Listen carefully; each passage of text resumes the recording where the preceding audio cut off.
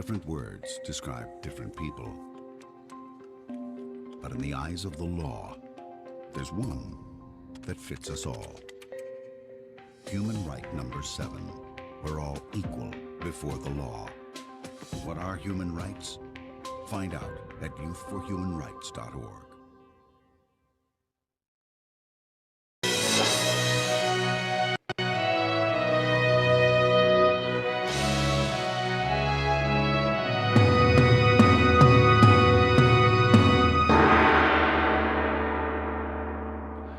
Hello and welcome to the final episode of Kingdom 1000. What a journey we have been on. Since July, we have been way back in time by 1000 years, looking at the very first law of equal justice that was issued on the island of Britain and which went on to influence the ones that we've all heard about, like Magna Carta and the US Declaration of Independence and the UN Declaration of Human Rights. We've heard loads of stories, we've had interviews with historical experts, we've heard so many wonderful creators and wonderful people who have hopefully excited you and inspired you with the rich variety of ways that they have wanted to celebrate equality and what that means to them and to you. Since we are coming to nearly the very end of this series, I would like to remind you right now that you can join the conversation with us by going to kingdom1000.com and clicking on Join the Story. That's 1000 the number with kingdom on the front and .com on the end. Click Join the Story and we won't be able to see you. No one else will, so don't worry about what you're wearing. But that is the only way that you can join in the conversation with my guests and me today, by popping chats into the World Storytelling Cafe room here. And while we're on the subject of the World Storytelling Cafe, I'm really excited to announce that, well, I can announce it now, I know a few of my guests have mentioned it already, but there is a book coming out about the Kingdom 1000 themes, which is this book here, Who Made England? It contains all of the stories that we have been telling as part of the Kingdom 1000 series, and a few more, and it explores all of the history. It's written for a reading age of 7+, but it avoids any dumbing down of history. You're not going to find any horrible history style stuff here. This is all absolutely factually accurate. You can tell by the weight of the bibliography, which is a whole 2 pages long. But because it is for ages 7+, on Friday at 6 p.m, the World Storytelling Cafe have a children's slot, and we are using that moment to have a launch party for the book. So please do join us for that if you can. Just go to worldstorytellingcafe.com for Friday at 6 o'clock. That is also when we are going to announce the winner of our competition. This is the competition to celebrate creativity, to celebrate equality through your creativity, however you want to. Whether that's by cooking like our first guest Manju, or painting like our guest Corky Paul, or constructing like our guest Rebecca out of books and old wrapping paper. And there have been so many different things that you could do. Even last week, we had artist gardener Leif Weigers, and perhaps you have found a way to get creative with the plants around your house or in your garden to show just what equality means to you. Take a photo of anything that you've been doing, pop it up on social media with hashtag Kingdom 1000, and that will automatically enter you into the competition. Remember, it's not a competition based on merit. We're all about equality here, so just by putting something up and celebrating equality with us, you will be entered. And the prize are copies of the new book, but also copies of Manju's cookbooks, so some fantastic recipes there. Without any further ado then, let's get on to looking at what our amazing guests today. We are going to be exploring the future of equality today, both as a concept and as an art and as technology. And to do this, I don't think we could have assembled the more perfect panel to join us for the final episode of Kingdom 1000. The first guest I'd like to introduce you to is Mann Matharu, who I hope is going to appear when I press this button. There he is. Fantastic. Hello, Mann. Hello. Did I pronounce your name correctly? Perfectly. Thank you for having me. Thank you. And Mann, you are a Reiki master, I understand. I am, yes, a Reiki master.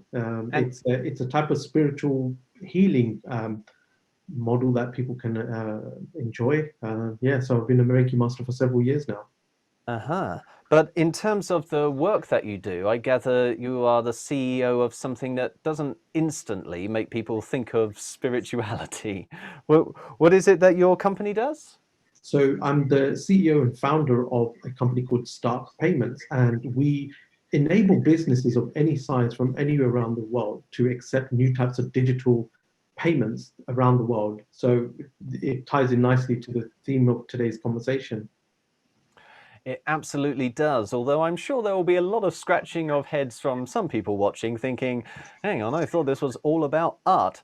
Well, we will come on to exactly how Mann's technology fits into our conversation about equality very soon. But we do have an artist with us as well who actually has been here in one way or another throughout the entire series. It is my huge pleasure to welcome to introduce to you my very good friend and the illustrator of the Kingdom 1000 series, Mr. Dave Hingley. Hopefully you'll come up now. Hey, he is. Hello, Dave. Really good to see you. Oh, it's nice to see you too, Chip. That's a nice background you've got as well. It's like I'm sure everyone's sort of Zoom backgrounds. I've not worked out how Zoom works, so you have to have the detritus of a spare bedroom. We had a sort of futuristic look from Mann, who'd managed to arrange his light just before we came on air so that there were like sparkles glowing. It looked like he was on some sort of starship cruiser, but looks like the lights changed now, sadly. They have changed. I've had to rearrange the light, otherwise you wouldn't have been able to see me. Okay. That's fair enough then. So yes, we have with us an artist and a techno artist, I guess, is a one way that you could put it, because you are still creating when you are coding. Is that a right way to look at it? I think so, because it's creating the opportunity for others to go and create. And I think that's where the magic is. So we will build the framework or the base technology, and then it gives the freedom for entrepreneurs, now and in the future, to go and create new types of, I don't know, whatever they want to, whether it's to sell an item or a service. It just gives them the freedom to create new types of ideas and for them to actually materialize into something. And that's what makes it, in our mission statement actually for the company, is to empower entrepreneurs everywhere. And I will come on to why everywhere is really important. I'll come on to that shortly. Well, we may do it shortly, but it might also form a part of the very first question I'm going to ask you, which we always dive in with the big question right here at Kingdom 1000, which is, what does equality mean to you? And actually, I'll start asking that to you, Dave, because obviously you've been part of this project for, well, actually longer than the series, because you started working on the first edition of the book back in, when was that, 2017? Probably that, yes. So you've seen how... Yeah, you've seen how this has gone from being a passionate interest in history to, oh wow, there's actually something really significant about the year that's coming up, to we've got to do something about the fact that equal justice is going to be exactly 1,000 years old. So what does equality mean to you, Dave Hingley? That's a really good question. Let me try and explain it through the art that I make. Mm. I don't. There's nothing supernatural or special or unique about ability to draw. I think everyone can draw something. I think anyone can draw a circle, a square, or a straight line. And in that respect, we all are sort of equal, and we all start with the same sort of base skills, and we can choose to develop them or not.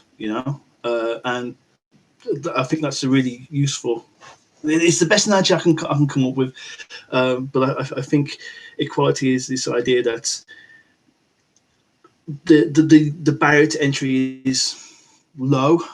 I mean, making a drawing is like, it's a pencil, it's a bit of paper, and you're off. And anyone can do it. Anyone can hold a pencil. Anyone can hold a paper. Anyone can draw a line and get some enjoyment from that. And that to me is an example of equality of equality there. Perfect. And I should explain to our viewers and listeners that Dave and Mann have never met before, and yet you can already kind of see where that's going to fit in very nicely with what Mann was just talking about in terms of enabling people through technology. So, Mann, let's have your answer. What does equality mean to you?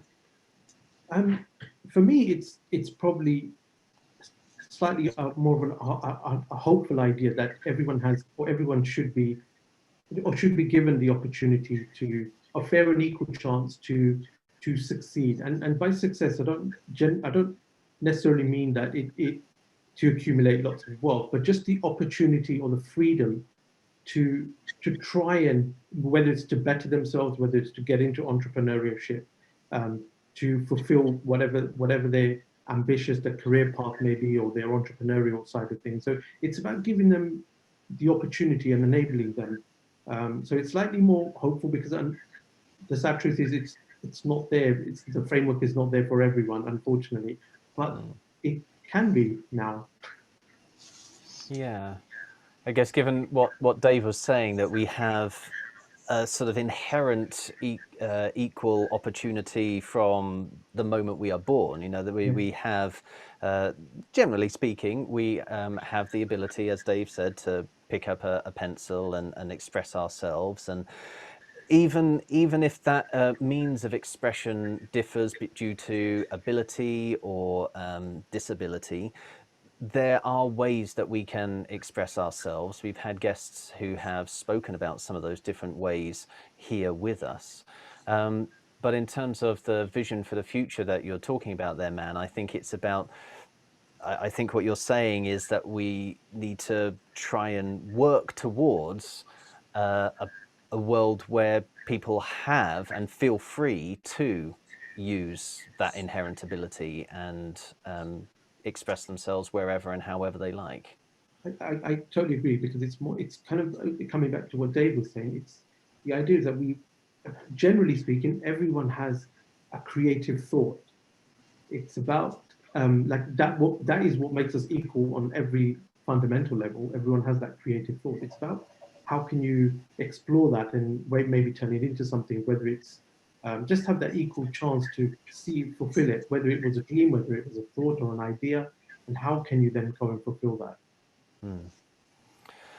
So we have been exploring so many different ways to do this throughout the series, but of course it's all been inspired by one man who kicked it off 1,000 years ago. Well, I say one man. Actually, we've also spoken with the historians and found that he probably wasn't alone in coming up with the idea of the law of equal justice. He did have some guidance around him, and it led to the longest period of peace that the island of Britain had seen since the Roman times. So that was something like 500 years and a little bit more of there being no war actually on the island of Britain since the Romans had been in charge.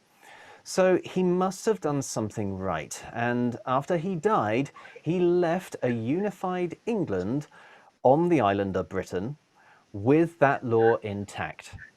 What happened next is part of our next story. We're going to be looking at the future in this episode, and so our story today actually goes a little bit beyond King Canute and all of his proclamations to explore what happened after he died to his wife, Queen Emma.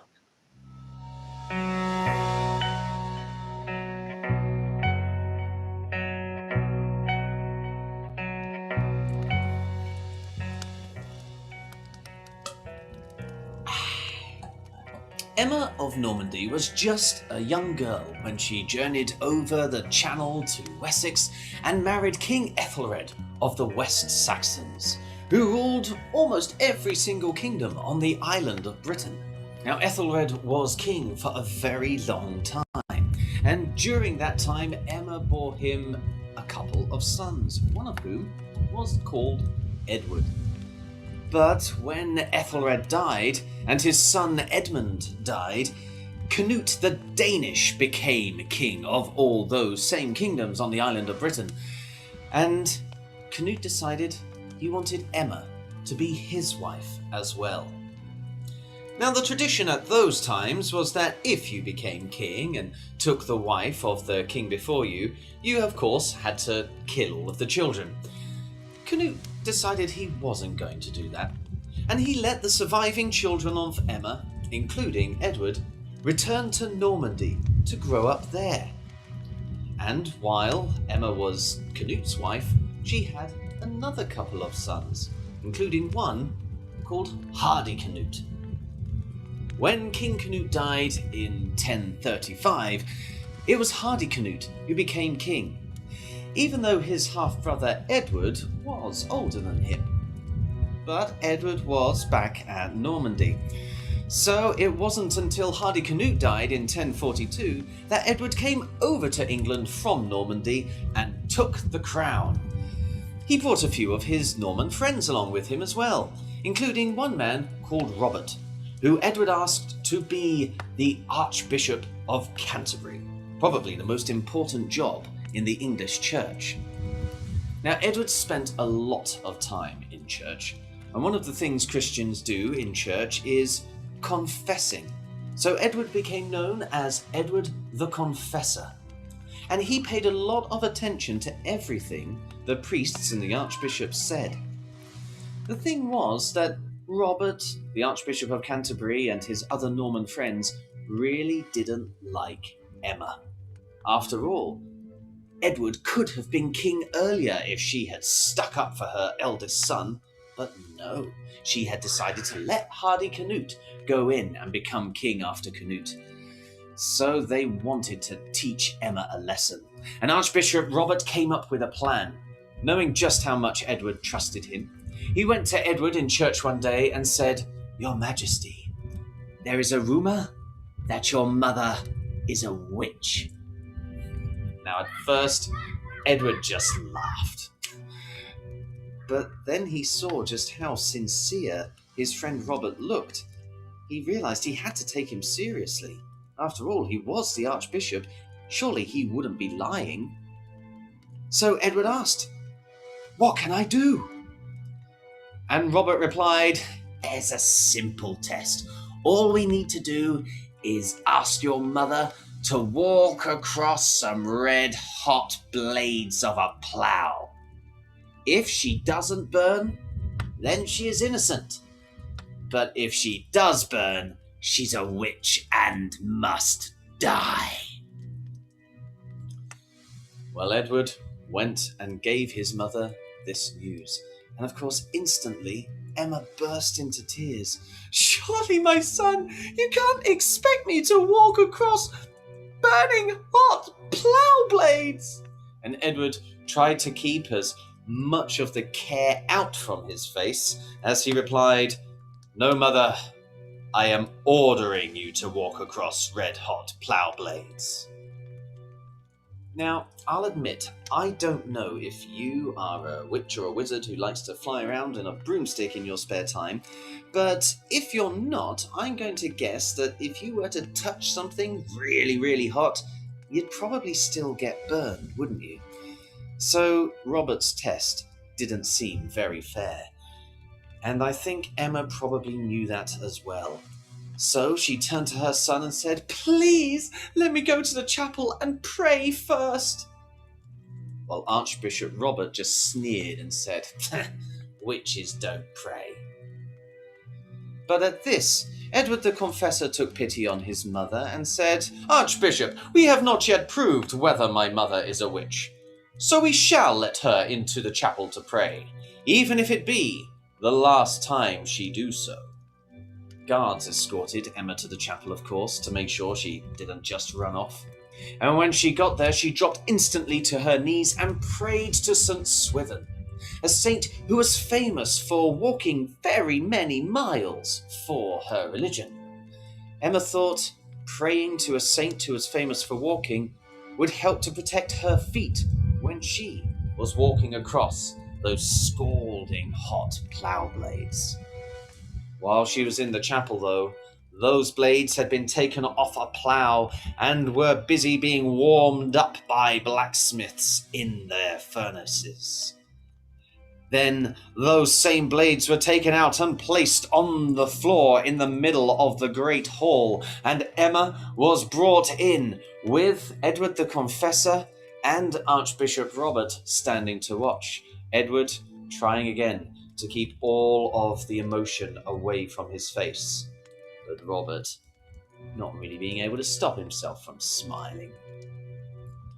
Emma stood in front of those blades. She closed her eyes and she took a step forward. She took another step forward. It was so dark, no one was making a sound. She took another step forward. She was sure she could feel the heat just a little bit. She took another step forward, and then another, and another. The tension was becoming unbearable. When was she going to feel the first searing stab of burning pain through her foot? She swallowed hard and took another step forward, and then another, and then another, and then another. Well, now Emma's concern was beginning to turn into impatience, and so she said, "Will someone please tell me how far away I am from these red-hot blades?" And when she said that, she heard everybody in the room gasp, and then the voice of her son saying, "Mother, you're standing on them." Emma looked down at her feet. He was right. She was standing right there on one of those red-hot blades from the plough. And she couldn't feel a thing. St. Swithin was clearly protecting her. Well, before she could reach the end of the blades, her son had run over and given her a great big hug, swinging his mother off the blades and onto the cool floor of the hall. Archbishop Robert, though, ran over and demanded to look at the soles of her feet for burn marks. There weren't any, and Edward realized that he really could trust his mother. He promised her that he wouldn't put her through any trial like that ever again. But he also realized he couldn't trust Archbishop Robert anymore, nor any of his other Norman friends. And so he had them banished back to Normandy.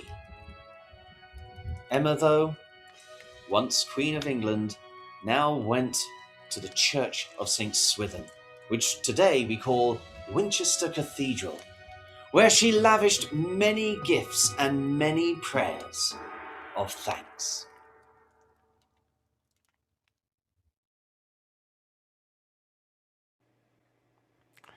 There you are, the story of Queen Emma, which ends up with the Normans going back to Normandy in a really bad mood. And of course, if you want to know what happens next, just read any book about 1066 and the years after.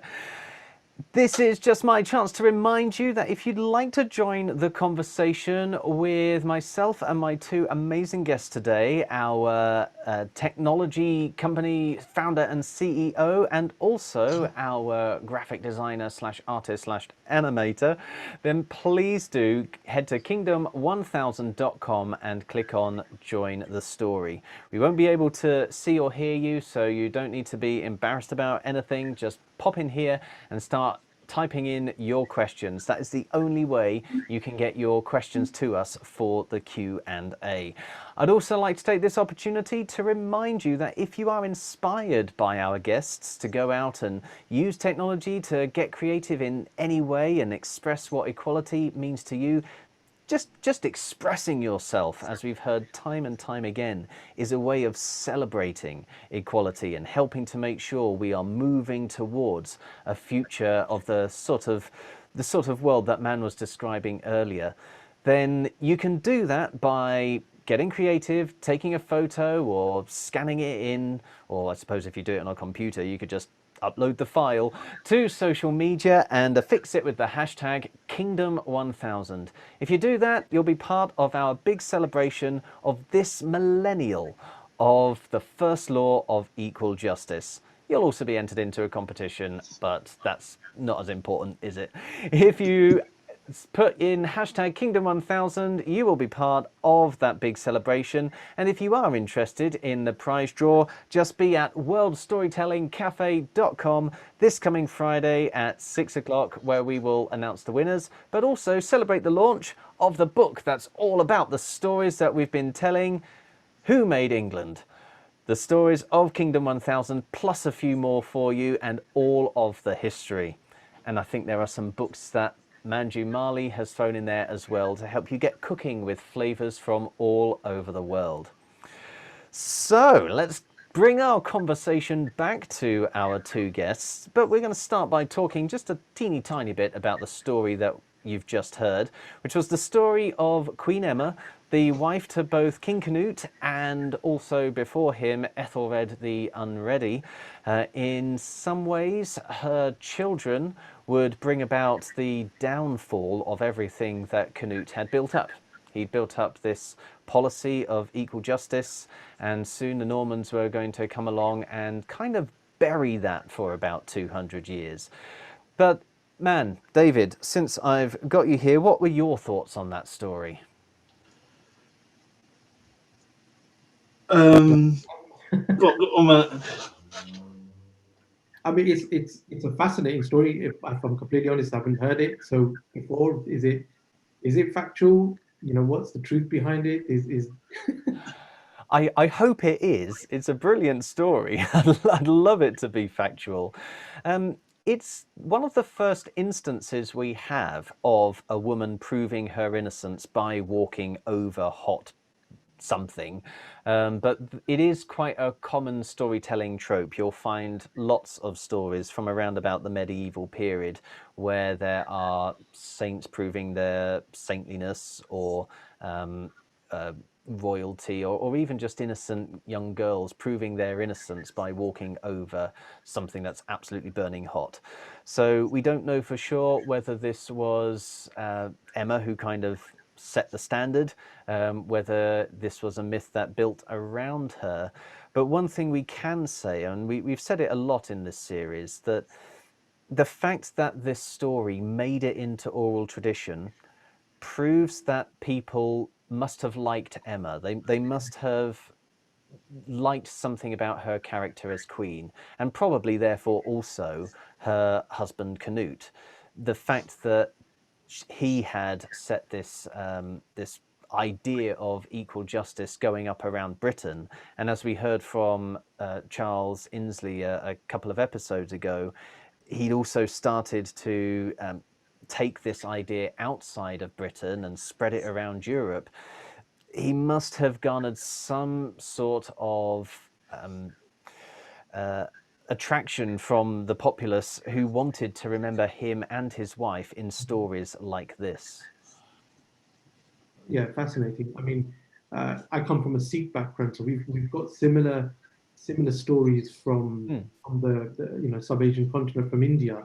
or who's been well, not tortured as such, but been put into hot boiling stoves. But when they go into it, they can't feel it. It automatically becomes cold. So there's similarities in that story, which is philosophically very very powerful, especially if you want to promote the idea of justice.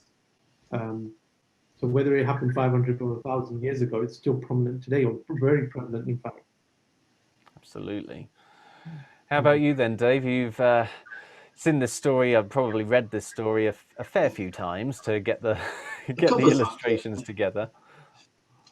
I think there's I mean, my reading of it, or my understanding of it, or my takeaway from it is there's a theme there where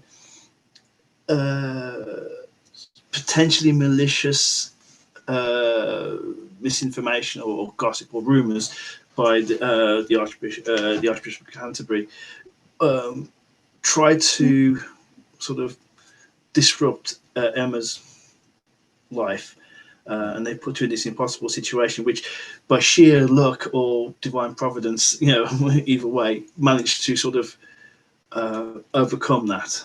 And I think this is an interesting metaphor for truth overcoming, lies, for want of a better word.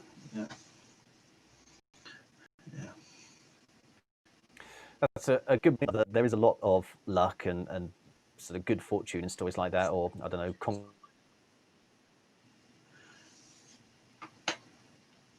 Oh, it's all gone a bit quiet. What's going on?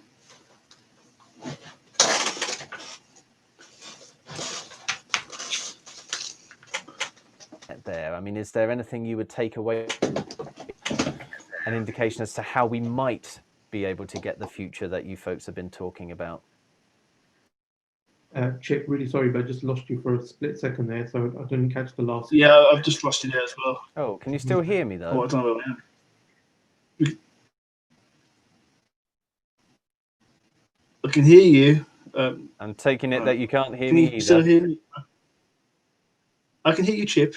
Can you hear me? Oh man, Okay. what's going on? Oh, you can hear me?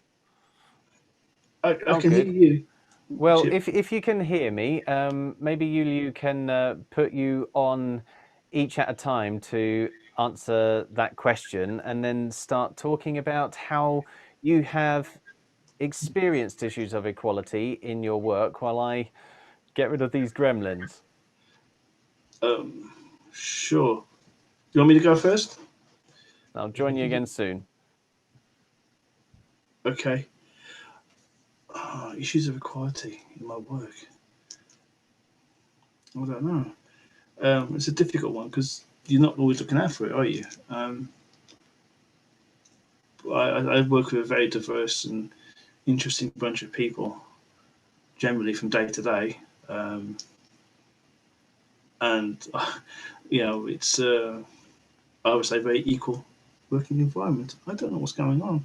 Everything's gone black now. Oh. I can hear you, Dave. I don't know if I'm still here or not. Yeah, all good. It's all dark.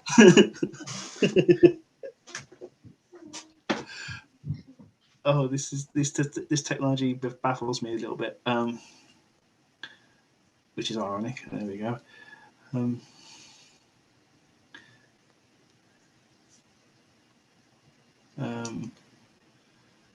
I can hear you, Dave, if that helps. Oh, I can see you, man. Hi, man. Okay. You can see me. Okay, well, we've lost Chip. I don't know, Chip's gone. But Chip has some technical issues, but he'll be with us in a short moment. Okay. As you were saying that you're in your workplace, it's like a mixed, diverse group, and I'm interested to know what your thoughts were. Well, on my workplace, I work with people they've come from all over the world. Europe, America, Asia, Russia, and the Middle East, and we all work together in the pre-COVID times. We work in big offices and things like this. This is my day job, not the illustration stuff. And all kinds of different identities are there, and everyone is is treated the same, and we treat everyone with, you know, a professional friendliness. It's a courteousness. No one's sort of better or worse than anybody else. We're all the same. I think that's a good thing, right? I mean, how about yourself? I mean, how do you see equality in your day to day? I mean, I'm guessing the stuff you do with software is to do with finances. So I'm guessing that's going to help people fund different enterprises all over the world, right? I mean, it's truly global and democratizing, right? Yeah, I mean, the fascinating thing with this conversation is because there's loads of different angles. What's your saying?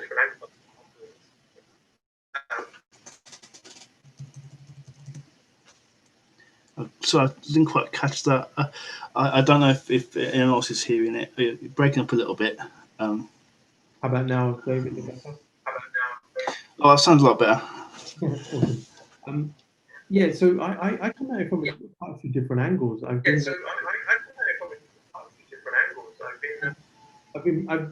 myself, when I first get into the entrepreneurship, I was supported by the Princess Trust, and it was designed to help young entrepreneurs, like anywhere between the age of, like, say, 18, I believe, to 30. And then that was my first kind of way of getting into entrepreneurship.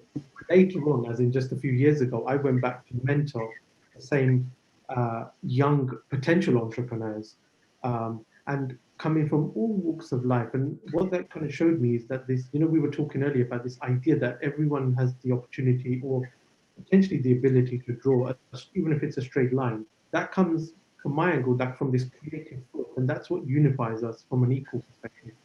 Male, female, age doesn't really matter.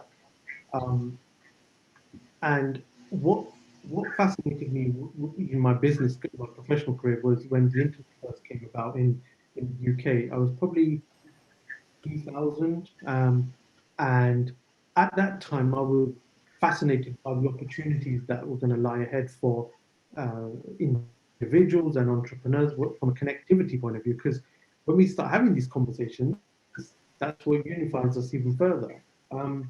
And now my world is in this blockchain space and technology world. And like you said about finance, the sad truth is that not everyone has access to finance. According to the UN, this is one of the points I wanted to raise, is that according to the UN, there's still almost 2 billion, in fact, there's about 1.7 billion people who remain unbanked at the moment.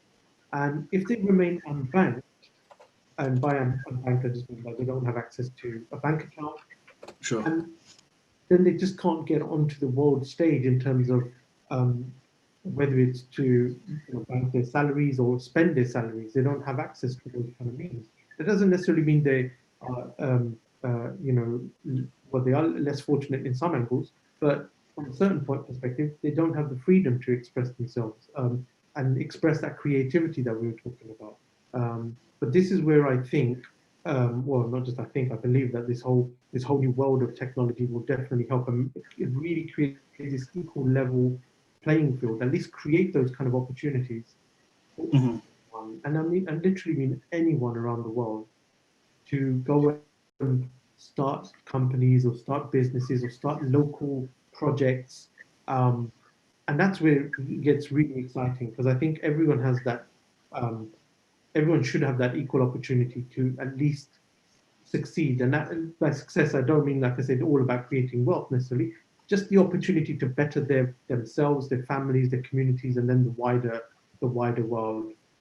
Sure. So that's what kind of brought me back into this world of technology. So it's kind of like everyone gets a chance to sort of start their business and how I mean, what's the statistic? 90% of companies fail within a year, but the chance to actually start their business and let it sink or swim on a fair playing field is what we're looking at here.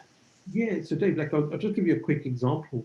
Sure. We're talking about this world of being unbanked, but what happens now tomorrow? It could be from I mean, there's been recent news reports coming out of places like Venezuela, Latin America, where the national currency has deflated so much that for any average, average person there, it will take them 2 weeks worth of salary to go and buy a loaf of bread. Well, that comes down to mismanagement of finance and mismanagement of money from whether it's governments or state banks or whatever it may be. Well, now with this idea of blockchain or the technology that powers things like these new types of cryptocurrencies that are coming about, tomorrow anyone can go and get themselves a digital wallet on their phone, on their mobile or smartphone, and immediately get entered into the financial world, which gives, in my opinion, it gives them the opportunity to become more equal. At least have a fair shot at chance of success, and then that kind of then filters through a wider ecosystem, not just from a personal perspective, and then their families, their communities, the society as a wider, much wider spectrum. So it's an exciting time. I think the next 5 years will really shape. It will push equality to a whole new conversation. And the ironic thing in all of that is that technology is actually forcing us to do that now. It's going to push us into doing that because inherent in the technology is this idea of equality. If you look at the research, the world of blockchain, equality is it's almost like hard coded mathematically that equality is a must because cryptocurrency doesn't uh, differentiate age, gender, nationality, or any of that stuff. So it's super exciting time for the coming years ahead. So we're seeing a glimpse of a future, a hopeful, possible future where technology lifts the whole world, Absolutely. and to a much better place, right? Absolutely, absolutely. If you look at the philosophical side of it, it is exactly that. I mean, I've published an article recently, and it's titled "Thank God for Blockchain," and it kind of draws on this idea of philosophically, like, has God sent down this savior? If anyone doesn't believe in God, this is not really about that. But is this the next savior that's going to, force us to, better ourselves as a human race? So it's quite an interesting article, actually. That's fascinating stuff, man. That's It is. fascinating. Yeah. Absolutely. I wonder. Sorry, because obviously I've been out of it for a little bit, I'll so come I back to missed a fair amount of what you said. But I was listening to it as I came back in. I have to ask, the does the spirituality you mentioned, your Reiki, also sort of drive you to explore blockchain and this technological support for a better world? It definitely does, Chip. It's a great question because I remember, there's two left, the left and the right side of the brain. The left side for me was always the creative, more the spiritual side of things, and the right side was the, more logical thinker or from a technology perspective. When the blockchain first came to in front of me, I was blown away because it kind of finally gave me an opportunity to merge the two sides together. But you're absolutely right. It's fundamentally the driving force behind my project, the work that I'm engaged in, is to create this level playing field. And as I mentioned earlier, like one of our mission statements is to empower entrepreneurs. And when I say entrepreneurs, I mean literally every individual, whether it's an employee or somebody who wants to go and start their own business. And now they've, they've got a way to do it without having to rely on external organizations that could potentially, I don't know, let's say, keep them without having the means to actually create that, because we do live in a hierarchical kind of system. And but this blockchain will, I think it's going to revolutionize. It's a massive disruptor. And my understanding of things like blockchain is that one of the things it allows people to do is literally leave a perennial mark on the world It might be hidden. It might be, a cheeky little scratch behind a brick, like they used to do back in Greco-Roman times. Or maybe it's something that they're wanting to actually develop and turn into something that people can see and enjoy. Is that right? Is this a way for basically absolutely every individual in the world to leave their mark and potentially inspire future humanity? I, I definitely agree with that. It is exactly that. It's kind of like what the internet was supposed to be. This idea, the fact that we are communicating via the internet. Um, just 10 years ago, Zoom wasn't around. Not even 10 years, like 5 or 6 years ago, this wouldn't have been possible. So it is that kind of way of leaving that mark on the world stage. But what's more important is the ability to do it. The internet was supposed to be what the blockchain is now.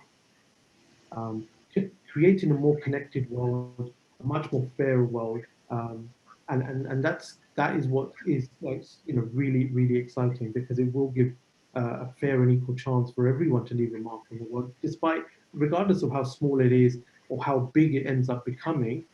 The fact is, there's a record essentially of you, and you could be, if we look at it from a philosophical point of view, your mark could be next to the CEO of one of the biggest companies or the most influential people of the world, and the technology ain't gonna know the difference. Yeah, that definitely does make it a level playing field. Mm. Well, we've looked at quite a few hands-on technologies throughout the series. I mean, probably none more so than last week, where Leaf was talking about using literally plants and the life that you find in nature to nurture it and create expressions of your own character. But what you're talking about here is, of course, being able to capture something in a form that is going to outlast pretty much every plant, maybe probably even oak trees. And I guess this is one of the exciting things about what you do, Dave, because you tend to, instead of drawing straight onto paper like Corky Paul and Sally King have shown us already, you tend to go doodling on an iPad. Am I right? Kind of, but not kind of. Oh, okay. Yeah. So most of the illustrations for the first edition of Who Made England, that was all done on a little tablet computer with a fancy pen. That was back in 2017, and since then, that I broke it. So I've had to revert back to old school sort of pencils and paper. But I have a scanner as well, so I scan all the artwork in, and then I colour it on the computer and set it all up that way. So it's just the act of getting a line into the computer instead of me just doing sweeping lines on a tablet. I'm doing sweeping lines on a bit of paper, and it's one more step. But this is sort of been, I'd say it's probably the last 2 or 3 years. That's probably the last 2 years I've been sort of working more traditionally in terms of like bits of paper. I mean, I keep looking at tablets, going, one day I'll get back into that. I'll do that. I'll get another tablet and do that again. It's really sort of finding the time to do it, especially when I've got people asking, I need a drawing. Well, not you, other people saying, I need a drawing for this or a drawing for this. Yeah, I do that a fair amount as well, so it's fair to say. Would you say that it's easier doing it traditionally than it is on a tablet, or is it the other way around? In my experience, it's always been faster to work doing the digital approach, because my artwork is already on a digital. It's already in a digital format. I can work with layers. I can put color on there, and it can then I can work at a massive print rest size, and I can send that file off, and I'm just moving data around. At this point, I'm just moving data around. When you're working traditionally, I usually start off with a pencil sketch, and then I trace it into an ink drawing, and then I have to scan the ink drawing, and so you're messing around with lots of bits of paper just to get the artwork into the computer, ready to do the colouring bit. So the actual art doesn't change. It's more about your ability to share it onwards. Yeah. On the plus side, it does mean I get I do get physical drawings I can sort of put up on the wall and look at occasionally. So that's quite nice. Yeah, sometimes when you need to do something fast and get something out quickly, the digital platform really does help things move. But yeah, I used to do a lot more digital artwork. It's just since that tablet broke, I've had to do a lot more traditional. You roll with the punches. I guess that's going to be true of anything, though, isn't it? I mean, we often talk about software going down. We've experienced a little bit about that during this episode of how technology can falter. But I suppose you can have just the same issue with, say, a pencil breaking or a fire in a building. A fire can break out and burn loads of books and records, and that's it. They're lost and gone forever. Yeah. So I suppose nothing is eternal in the long run. But as for sort of the speed of delivery, is there any difference in access, do you think, in terms of people actually getting into art and graphic design? Does the technology help there? I think it can be a leveling. I think it could be a leveling thing. I tend to buy my technology secondhand and or recondition. So I'm not spending a lot of money on technology. So when it breaks, it's not so much of a heartache. The last tablet I bought was a Samsung tablet. And it had a pen with it, and that's what I've been using for a lot of the artwork. And I think I spent £40 on that. I bought that from eBay, and it lasted over a year. So, on a cost-benefit analysis, it probably paid for itself 2 or 3 times over. And was that the one that you were producing some of the illustrations for this series on then, or for the book? Yeah. A lot of the early stuff, a lot of the Who Made England was done on a Samsung tablet, as was some of the 2D animation that I've shown you in the past. I just, used to do that, a lot of that. Well, I'm glad you mentioned animation there, because I guess one of the other benefits of being able to get your artwork onto a screen of some kind is that you can then start to animate it. And would you call yourself an animator more than an illustrator? Probably. That's what I studied at university. It's what I think about a lot of. A lot of the principles of animation. You can put them into illustration. So you're thinking things like the strength of the pose, where the weight is. You're thinking about does this pose have a nice silhouette? Is it nicely composed on the picture, on the frame? So yeah, I tend to think about those things when I do my illustration work. But first and foremost, I'm still kind of an animator at heart. I'm hoping we're going to have some folks joining us here in the World Storytelling Cafe very soon, so that they can put questions to both of you about how they might be able to use this technology going forward. But of course, if they have any questions for you, Dave, it may well come down to what sort of technology you use to get animations.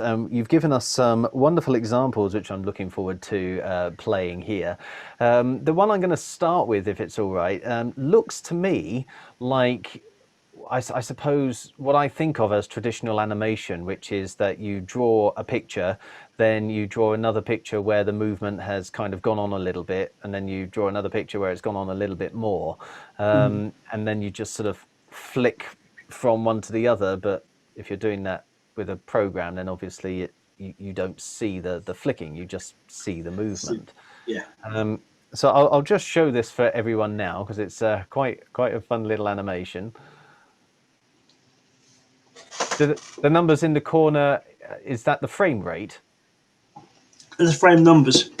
So what you've got is cycles. You've got various characters cycling. So the walk cycle is just repeated over and over again. And so you give the numbers a frame number. So this 1, 2, 3, 4, 1, 2, 3, 4 in the middle of the page, that's the woman with the pushchair. That's her walking across across the page there. Yeah. And so were they separate images that you were putting onto the canvas, or were you having to redraw them every single time? I drew a walk cycle. So you start off with it's like 12 drawings. So you have like a contact, mid, passing, and other contact, and you fill those in. And you get your walk cycle, and at this point I've numbered them, of course, and then I sort of copy them across the page so that this character's no longer walking on the spot; he's walking across the screen. And so I did that particular program supported layers. So you have a layer for the old guy, you have a layer for the woman with a pram, and then I did a layer for the actual monster tentacle thing that grabs the old guy there, and did it that way. So for people who are maybe completely new to this, a layer is kind of like putting tracing paper over the image, isn't it? And then drawing on that, but still being able to see what's underneath. Yeah. So and you can turn different layers on and off, so you can see them individually. You can have lots of drawings on a particular layer. So you have your one guy walking across on one layer, then you have one guy walking across on another layer, and then you might have something else on another layer. And that really helps sort of put images together easily. Otherwise, it'd be very difficult to draw it. Yeah, so it's like a non-destructive way of putting them together, and you can move them about, get them in the right place.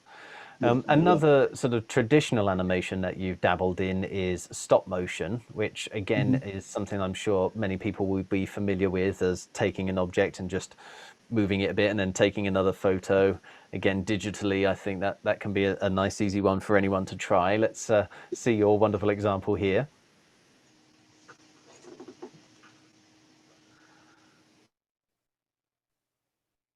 How long did it take you to make this one? This one, I did this in about 4 hours. 4 hours. So I used my smartphone for that one. I just put it on a tripod, and I found some stop motion application for. Well, this is an Android phone, so I'd already got these things knocking around, these little toys and things, and so I just set it about, and I moved the little water and grommet around. I had a little bit of blue tack at the back, so that if it did that sort of bit where it was rocking forwards and backwards, I could actually just wedge just a little tiny bit of blue tack just underneath the chair where you wouldn't see it, so you could get it off the ground ever so slightly, and then you could just move it around. And I just had a fun morning just playing with that, really. And were all of those apps and things free then? Yeah, I'm notoriously tight with money. I always go for anything that's free or open source. I'm a big fan of probably yourself, man, as well. Yeah, free and open source software. Yeah. I tend to go for the software I use is wherever I can find it. It's free. If I'm doing other more complicated things, then I'm getting open source software, and I'm using it on a more elaborate computer. Yeah. That's a good question to put to you then, man, because I mean, a lot of stuff out there is open source, and it's a great opportunity. I mean, that's definitely a field leveler, isn't it? But if part of what you're talking about is enabling people to make a living in the real world, how can they sort of build on that and grow entrepreneurship and grow their chances to, how can it come back and actually feed their bodies, which we all have to do at some point? Yeah, absolutely.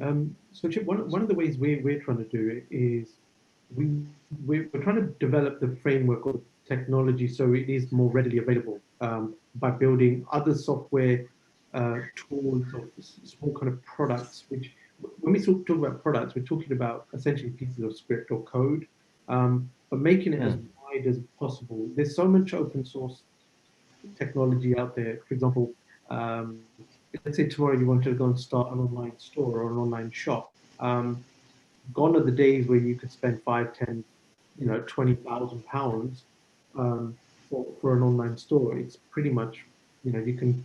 There's plenty of software out there where you can pretty much run it yourself. What we're doing essentially is building modules or tools and small kinds of scripts that can bolt onto existing software, making it just to widen the net as much as possible. Because the world of blockchain and crypto, it's relatively new. It's still considered to be in its infancy. So what we're trying to do is kind of normalizing the technology and the opportunity that lies deep rooted in the actual framework. So we're essentially building open source software that bolts onto other existing open source software. So that's one of our ways of doing it as well. So that's something we're big fans of open source as well. Obviously, you have to use some paid technologies. It's just the way we have to do it. But if we can take the burden of that part in order to create open source software, then that works out for the wider community at large.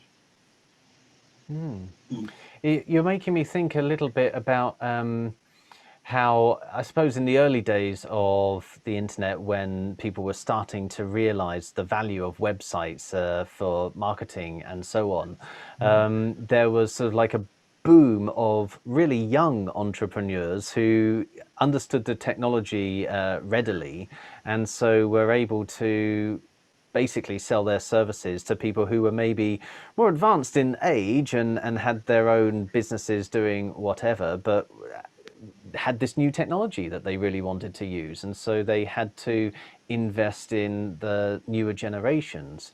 Do you think that is part of what's going to lead to the future, or is there something else that's needed? Because it could just end up being a constant trickle down, couldn't it? Yeah, there is. I think the time that we're in now is, there is still a little bit of education that's needed around this particular industry. But the good thing is, I definitely believe that the younger generation are going to be, it's going to be very normal for them because they're already studying the likes of computer sciences. They're growing up with smartphones and tablets, readily. Whereas when I was a bit younger, quite a while ago now, that kind of technology wasn't available to us. So I think there will be a standard, like a normalization, or certainly from an integration point of view, it will be a lot more seamless for the younger generation right now. But yes, if it's a matter of for slightly the older generation who's still kind of in the old technology world, who are, there's a little bit of education that's needed in that field. But having said that, I have to come back to a point where almost every government in the world and every large corporation is adopting this technology because they know it's part of the future. Whether it's to make their own processes internally more seamless, or whether it's to have a more fairer ground from an internal perspective, they are adopting this technology. It's the small and medium sized entrepreneurs or businesses that really need to get grasped this if they want to see the full potential of it. And one of the ways that we see people getting stuck in learning these new technologies and exploring ways to express themselves is, I suppose, with friendly competition. And Dave has sent us a few examples of, they are competition entries, are they? Yeah, but it's like you say, it's a fun competition. The group I used to be involved with, we used to do like a monthly.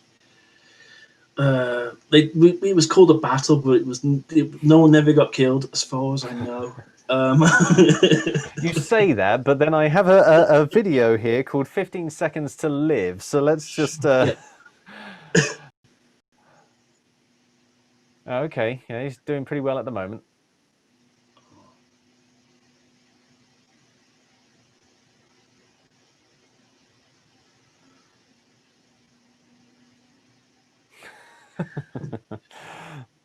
yeah.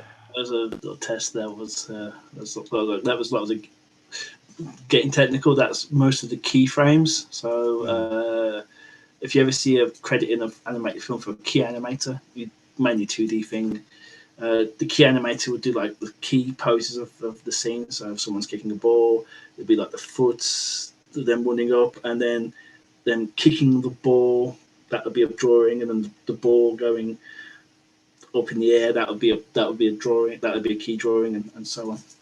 Yeah. So that was mainly keys there. Fantastic. And again, something that anybody can start dabbling at through the technology that's out there. Through I mean, I did that on a tablet. So yes, you do need to have like access to a tablet, I suppose. But you could draw it with your finger, and it's just a case of like downloading the app, which is free. I say I'm tight money, and just having a go of it, And there's other ways you can do it. Well, you can get like libraries and things, can't you? So if a lot of this stuff. I mean, like here's a post-it note, right? You do a drawing on it. Oh, do a drawing on each one of those. You've got yourself a little flip book, right? So you little bouncing ball on there. You're making some animation, So like that. I mean, that's brilliant. And because you have mentioned friendly competition, this is my opportunity really just to let everybody know one last time that we are having a competition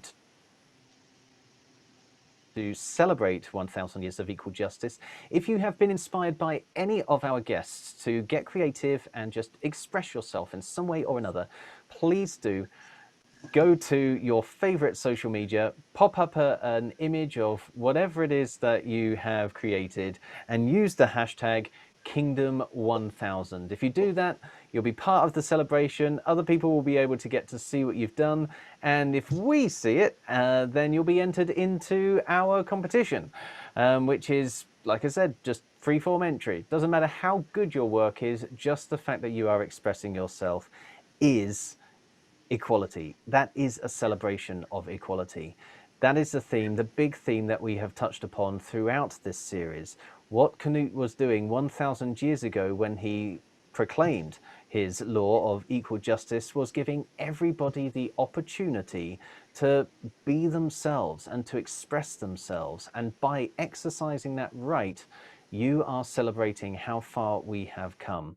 The more you exercise that right, the more the world will start to turn to a direction where everybody has that right. The more you are using the sorts of technologies that Mann's been talking about and Dave's been talking about, the more you are just picking up and leaving your mark on the world in the way that Corky and Sally and Rebecca have mentioned. Perhaps also gathering friends around for a party and cooking. That could be how you're expressing yourself, as Manju Mali showed us right at the very start. Or perhaps heading out into the garden and making an arrangement to share with all of your family and friends, as Leaf was helping us to think about last week. There are so many different ways that you can be getting creative and sharing that creativity as far and as wide as you possibly can. If you do that, then you'll be entered into that competition to win some history books, those brand new history books that Dave and I have been creating, and also some cookery books from Manju Mali. And we'll be announcing the winners of those at the book launch party for Who Made England, which is going to be at worldstorytellingcafe.com this coming Friday or at 6 p.m. That is Friday the 23rd of October, I think. I hope. I haven't actually checked my diary, so I really hope that I've got the date right. Man's smiling at me, so I think I've got it right?